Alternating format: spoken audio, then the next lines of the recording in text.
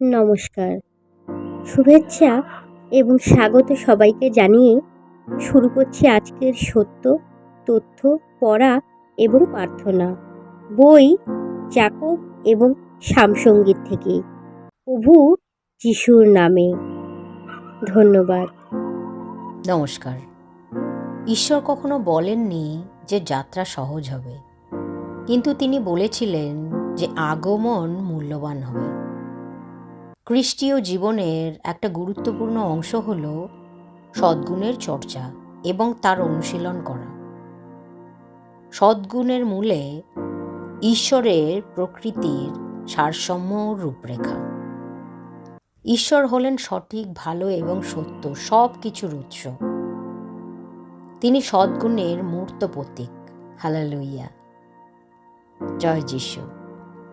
হে আমার ভাই ও বোনেরা, যখনই তোমরা বিভিন্ন প্রকারের পরীক্ষার সম্মুখীন হও, সেগুলোকে নির্মল আনন্দের বিষয় বলে মনে করো, কারণ তোমরা জানো যে তোমাদের বিশ্বাসের পরীক্ষা ধৈর্য উৎপন্ন করে। ধৈর্যকে অবশ্যই তার কাজ শেষ করতে হবে, যেন তোমরা পরিপক্ক ও সম্পূর্ণ হয়ে উঠতে পারো, কোনো বিষয়ের অভাব তোমাদের না থাকে। তোমাদের কারো যদি প্রজ্ঞার অভাব হয়ে থাকে, সেই ঈশ্বরের কাছে তা চাইতে পারে, যিনি কোনো ত্রুটি না ধরে উদারভাবে সকলকে দান করে থাকেন, আর তাকে তা দেয়া হবে।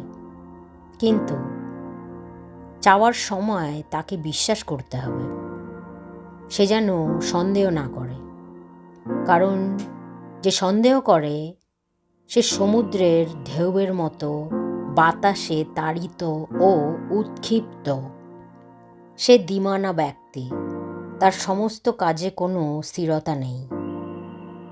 যে ভাই বোনেরা খুব সাধারণ পরিস্থিতিতে আছে, সে তার উচ্চ অবস্থানের জন্য গর্ববোধ করুক, কিন্তু যে ধনী, সে তার থেকে নিচু অবস্থানের জন্য গর্বিত হোক, কারণ সে বুনো ফুলের মতো হারিয়ে যাবে। জয় যিশু। ধন্যবাদ। আমাদের আজকের প্রার্থনা সামসঙ্গীত দ্বারা অনুপ্রাণিত। হে অদৃশ্য, অদ্বিতীয় সত্য ঈশ্বর, যে কেউ আপনার উপর আশা করে সে কখনো লজ্জিত হবে না। হালেলুয়া। আপনার ডাকা সৎ পথ আমাদের দেখান, আর সেই পথে চলতে শেখান। আপনার সত্য আমাদের পরিচালিত করুন প্রভু, এবং আপনার শিক্ষা বুঝিয়ে দিন, কারণ আপনিই আমাদের উদ্ধারকর্তা ঈশ্বর, আর সারাদিন আপনার উপর আমাদের আশা। হালেলুয়া। প্রভু যিশুর নামে শতকোটি আগাম ধন্যবাদ জানাই। আমেন।